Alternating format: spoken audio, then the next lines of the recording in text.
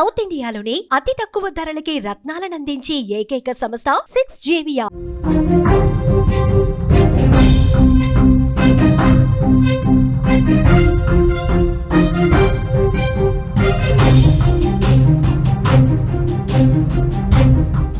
సిద్దిపేట జిల్లాలో హృదయ విదారకరమైన ఘటన చోటు చేసుకుంది.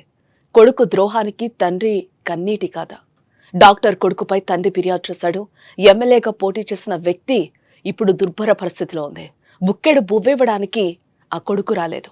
తల్లి కూడా సహకరించడం లేదని ఆవేదన వ్యక్తం చేస్తున్నాడు. కాలి వేళ్లు తొలగించినా కూడా డాక్టర్ కొడుకు పట్టించుకోలేదు.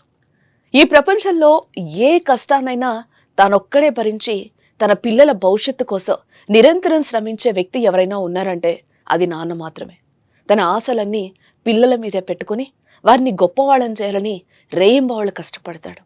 తన పిల్లలు ఉన్నత స్థానంలో ఉంటే ఆ తండ్రి ముఖంలో కనిపించే ఆనందం వర్ణించలేనిదే. తాను పస్తులున్నా సరే వారిని ఉన్నత శిఖరాలకు చేర్చాలని ఆశపడతాడు. కానీ అదే తండ్రికి తాను ఎంతో కష్టపడి డాక్టర్ చేసినా కొడుకే ద్రోహం చేస్తే హృదయం బద్దలవ్వదా? ఇలాంటి ఒక హృదయ విదారకరమైన ఘటన సిద్దిపేట జిల్లా హుస్నాబాద్లో చోటు చేసుకుందని చెప్పుకోవచ్చు. హుస్నాబాద్కి చెందిన సనిల్ల వెంకన్న తన జీవితాన్ని తన పిల్లల కోసమే అంకితం చేశారు. తన కుమారుడు డాక్టర్ అయితే సమాజానికి సేవ చేస్తాడని, తన పేరు నిలబెడతాడని కలలు కన్నారు. ఎంతో కష్టపడి అప్పులు చేసి కొడుకుని డాక్టర్ని చేశాడు.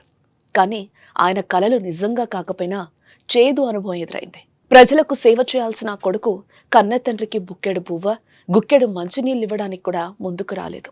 దీంతో వెంకన్న చాలా దయనీయమైన పరిస్థితుల్లోకి వెళ్లిపోయారు. ప్రస్తుతం షుగర్ వ్యాధి కారణంగా ఆయన 2 కాళ్లకు ఉన్న వేళ్లను పూర్తిగా తొలగించారు. కానీ ఆపరేషన్ తర్వాత కూడా ఆయనకు తగిన వైద్యం చేయించడానికి కొడుకు నిరాకరించాడు.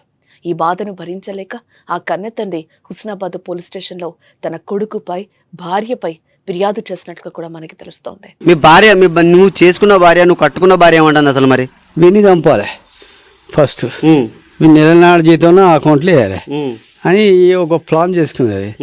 నేను చంపాలి, నెలనాడు జీతం అకౌంట్ వేయాలి. ఇవాడు అదే ప్లాన్ చేస్తాడు. నాకు బాగా అర్థమైంది. వీడియో నాకు పైసలు వద్దు, పడద్దు, నెలకు 4,000 ఇల్లుకరే ఉష్ణాలు కట్టాలి. ఇక నేను ఏమైనా పప్పు చారు అది వంకొచ్చుకుంటే ఇదో 1,000-2,000 అవుతాయి. ఇది గీన పెట్టరా అని చెప్పంటే ఇక వాడు అది కూడా ఇస్తలేడా? ఇస్తలేడు కనీసం. అంటే ఇప్పుడు తినడానికి నీ ఖర్చుల మందం కూడా డబ్బులు ఇవ్వట్లేదా? ఓ కొట్టు అడుగుతా కొట్టుడే, తుక్కు కొట్టి రోడ్డు మీద తీసేసుడే. మా ఇంట్లో పట్టెలు ఉంటే ఊడిసేడి కట్టారు. నా పెన్నో దిగ్గొట్టుడు, వాడో దిక్కుడు. ఇక నా పెన్నం అయితే ఆ డోర్ దగ్గర అంటది, ఎవరు చూడకుండా ఇక ఆ కట్టెలు కొడుతుంది. ఎందుకు కొడుతుంది అంటే నా కాళ్ళలో శక్తి లేదు.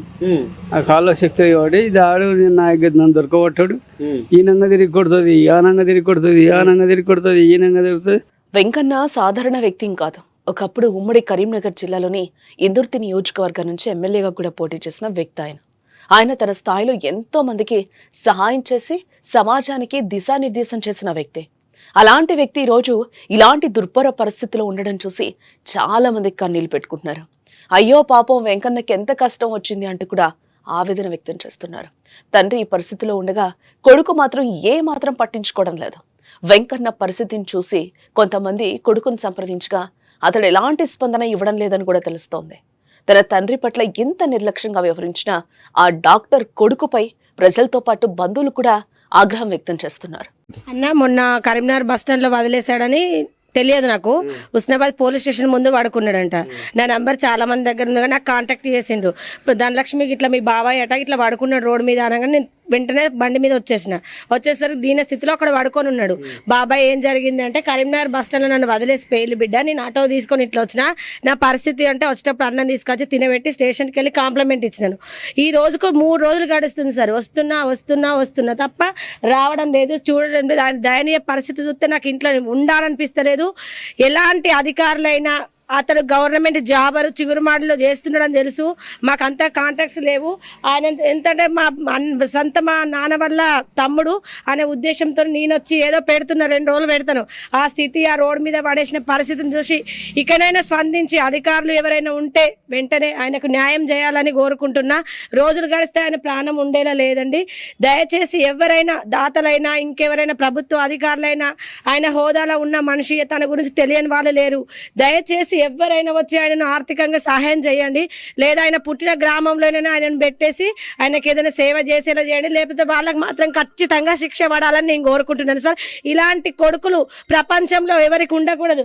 ఆయన కడుపు చంపుకొని వాళ్ళని చదివించిన పేరు లేకుండా చేసి ఆయన దయనీయంగా రోడ్డు మీద పడేసిన సన్నిల రాజేష్ అనే వ్యక్తిని మాత్రం కఠినంగా శిక్షించాలని మేము మనస్ఫూర్తిగా కోరుకుంటున్నాం. తాము కష్టపడి తమ పిల్లలను ఉన్నత స్థానంలో పెంచితే వారు మాత్రం తమను ఇలా పట్టించుకోవడం లేకపోవడం పట్ల ఇతర తల్లిదండ్రులు కూడా బాధపడుతున్నారు.